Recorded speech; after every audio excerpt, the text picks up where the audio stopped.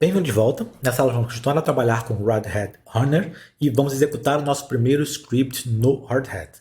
Como eu já falei, o Hardhat por si só ele não tem tanta funcionalidade assim. Ele depende de plugins. E nessa aula nós vamos instalar um plugin master, por assim dizer, que tem várias funcionalidades juntas. Eu quero enfatizar isso porque antigamente não existia esse plugin master e nós tínhamos que instalar diversos pequenos ou menores plugins. Agora não, basta instalar o Toolbox, como eu vou mostrar, e já tem aí 90% do que a gente precisa. Então, para saber qual plugin nós temos que instalar, eu vou aqui no site da documentação do Hardhat, porque o nome é um pouco grande e eu nunca lembro de cabeça, quase sempre eu tenho que vir aqui para ver aqui no guias Set Up a Project, veja que é esse plugin, @nomicfoundation/hardhat-toolbox. Então eu vou copiar esse plugin, vou aqui no Visual Studio Code e vou dar npm e Nomic Foundation-hardhat-toolbox. Além de instalar, eu tenho que requerer ele no arquivo de configuração. Voltando aqui para mostrar, veja que ele me manda no arquivo de configuração, dá um require e o nome do plugin. Então vou lá no arquivo de configuração, hardhat config, aqui em cima, require e o nome. Vou salvar. Vou pausar esse vídeo enquanto ele instala e já volto. Terminou de instalar e a primeira coisa que eu vou fazer aqui é fazer o deploy do nosso contrato que nós escrevemos na última aula. Na última aula nós escrevemos um contrato bem simples, contagem.sol, e compilamos utilizando npx hardhat compile, e agora eu vou fazer o deploy. Como fazíamos antigamente antes do Hardhat? A gente enviava uma transação. O Ethers faz isso para a gente, ou a gente envia uma transação para o endereço nulo, ou a gente usa o Contract Factory, que é um método do Ethers, para fazer o deploy do contrato inteligente. Nós vamos ver que com o Hardhat é muito mais fácil. Ainda assim, a gente vai usar o Ethers, só que uma extensão do Ethers. O Hardhat estende a funcionalidade do Ethers. Então vamos fazer isso. A primeira coisa que eu vou fazer é criar aqui uma nova pasta chamada Scripts, New Folder, Scripts, e aqui eu vou criar um arquivo chamado deploy.js. Então o que nós estamos acostumados a fazer? Jogar o Ethers para dentro do nosso projeto.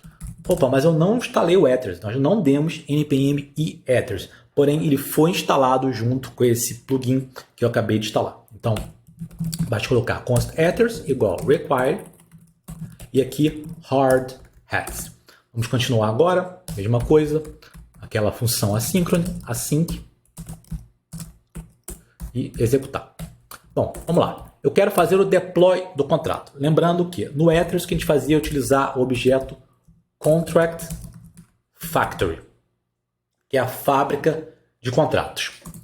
No Hardhat existe um método do Ether chamado getContractFactory, que ele já cria uma fábrica de contrato para a gente. Lembrando que o que a gente precisava para ter uma fábrica de contrato? A gente precisava do bytecode e da ABI. A ABI não era tão necessária, porque se fosse só para fazer o deploy e não tiver construtor, não precisaria. Mas a princípio precisa. Então a gente precisaria do bytecode e da ABI.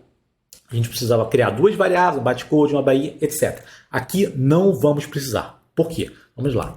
Const, eu vou chamar essa fábrica de contrato de contagem igual await getContractFactory. Note que, quero chamar atenção, esse método getContractFactory ele só existe no Ethers do Hardhat. No Ethers puro ele não existe. E aqui o que a gente coloca? A gente coloca o nome do contrato, contagem. Como é que o Hardhat sabe? Ele sabe aqui que no Artifacts tem um contrato, contagem, e ele pega daqui. Então ele já gera essa fábrica de contrato para a gente. E agora como é que a gente faz o deploy? Const contagem igual await contagem.deploy. E aí é a mesma coisa que a gente fazia antigamente quando a gente tinha a fábrica de contratos. Fez o deploy, posso ver isso, console log contagem.address. Vamos executar aqui esse programa. Como é que eu executo? Eu executo node deploy.js? Não. Porque se eu executar, ele está mandando para qual blockchain? Eu não estou dizendo aqui um provide, não estou dizendo nada, certo? Eu precisaria. Então, a gente não faz isso. A gente executa um script no Hardhat, como npx hardhat run, o caminho, scripts deploy.js, vou dar enter, ele vai executar, vamos ver a resposta. Esperando um pouquinho, veja que apareceu um endereço, então ele fez o deploy desse contrato, mas aí, ele fez o deploy deste contrato onde? Se não especificamos nada, o que ele faz? Ele executa uma instância do Hardhat Network, faz o que tem que fazer e depois fecha essa instância. Então é uma questão realmente, nesse momento, apenas de teste. Eu estou executando e depois fechando a blockchain. Então eu criei uma blockchain local, executei alguma coisa e fechei. Claro, se a gente quisesse, a gente poderia manter um nó aberto, jogar para o Ganache, vamos ver isso. Mas por enquanto, quando nós não especificamos nada, ele usa our Hardhat Network. E isso vai ser muito importante para testes. Quando a gente executar um teste, o que ele vai fazer é isso. Ele vai criar uma network nova, vai executar os nossos testes e vai fechar a network. Porque realmente é só para teste. A gente vai começar a ver isso a partir da próxima aula.